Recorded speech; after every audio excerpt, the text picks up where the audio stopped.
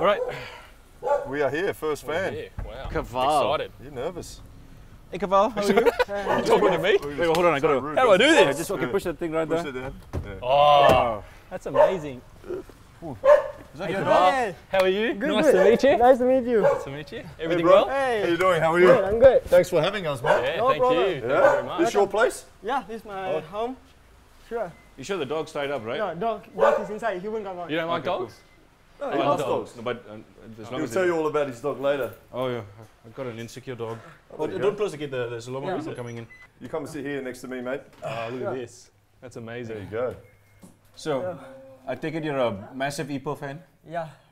Perak? Oh, Perak Ipoh. Sorry. Listen, he's had a long drive this morning from Sorry, KL. slow So It's a different team we're talking Yeah. about. Yeah, my bad. I think the level is improving year on year with better foreigners, but also I think the locals are getting a lot better as well. Yeah, I think they've got to be careful in terms of how many people they bring in and whatnot, and also the caliber of the player that they bring in. Because if you're bringing in someone that's from a 4th division that can't bring the standard up a level or teach some of the locals or even just impact the sport, then I feel like that's probably a backward step. But if you're bringing in players such as Robbie, then you're going to bring that standard up. And I agree, a lot of locals learn from the foreigners that come here, and yeah, it's a positive impact. I mean, having played with him at Perak last year, he's one of the most professional players around, more professional than me.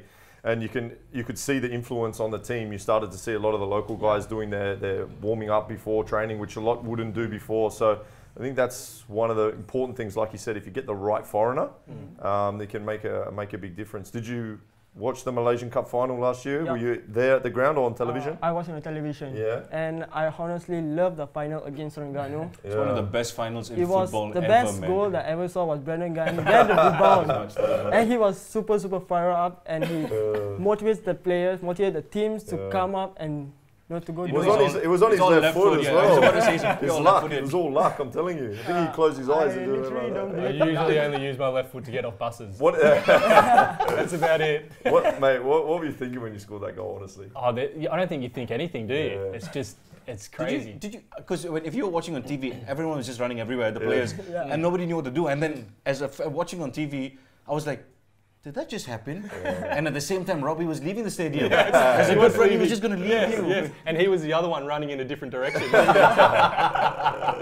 Honestly, what was it like? Oh, it was amazing. I think the fact that we worked so hard to come back from a couple of unfortunate errors that we made, to come back from that is just one of the best feelings that you can ever have, and then to score something in the 91st minute.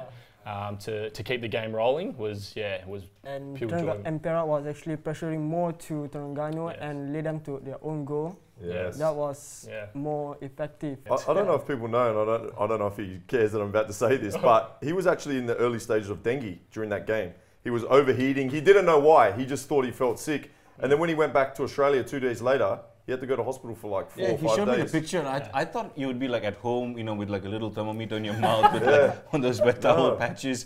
And then he showed me the picture. You were literally all It was pretty insane actually. When I was doing the warm up, it was raining a lot, so we had to warm up on the side, and I was feeling just hot, just flustered, and I was thinking, oh, maybe it's just the nerves or something like that getting to me. Then I got on the field, and at half time, I literally had to lie on the ground and just put ice on me everywhere. I had ice on my head. It was the weirdest But you feeling. didn't know that you were sick? No, I didn't know I was sick or anything like that. But yeah, you just got to push through that. And then he went back to Australia. He was in hospital how many days? I was in there probably about 6 days. And in he had his hospital. wedding Yeah. the week after. Yeah, So he the had week his after. bachelor party. in the hospital. And he couldn't, and he basically couldn't in drink. the hospital, yeah. And he couldn't drink. So, not that he does anyway, Yeah, he's professional, but yeah. that's what he went through the final, so pretty amazing. For you, following, Perak, and to see that final happen and the way it went down, you must have been, are you still buzzing? I'm like, 2-0 down when Hafizo make a blunder mistakes, open goal, and I was like, first of all, I was like, no hope. And then when I think back, it's still early. We still can fire up. We still can pressure more. And after the first goal, I was like, all right, we still got a chance. And Brendan scored the second goal. I'm like, now we have a very good chance, and we drew together 3-3 and went for the penalty. And Hafizah was the hero after. Yeah, he saved 2 brilliant goals. Yes, amazing. One with one hand and one with a leg. And a huge respect to him as well. And also huge respect to Brendan. He has went for 2 ACL. Yes, yes. And he came back for the team, and he managed to bring Perak not only for himself, he bring for the state, for the country as well. This season, like since Perak has becoming more good, more aggressive in the 8th placing, so I think the next game against Selangor, I think we can more to attacking and then less big defense to cover up our, side wings. Brandon, for me, because that's a fan's point of view, like, oh, the team needs to do this, or the player needs to do this. But realistically, on the other end, from your spectrum, you'd love to do it. How do you try and bridge that gap? I think, especially with that Malacca game, we had many chances. We didn't. It's not like we didn't create any chances. And if you look back at all our first 5 games or so, we've created chances, and we've created chances every single game. It's just about converting those now. And luck comes into that as well, as you see. Even with Safawi Rashid's goal, he scored the other day. He scored a free kick from 30 metres out. The ball's bounced and gone in. So, you need that type of luck sometimes. And hopefully our luck is coming for the next few games. We want to say thank you for having us on the show. Sure. Having us on the show. Having you on the show in your house. I've said that a lot this season. Finishing off on a high. This is the official Man on the Street t-shirt. We'll get Brendan just to present that to you.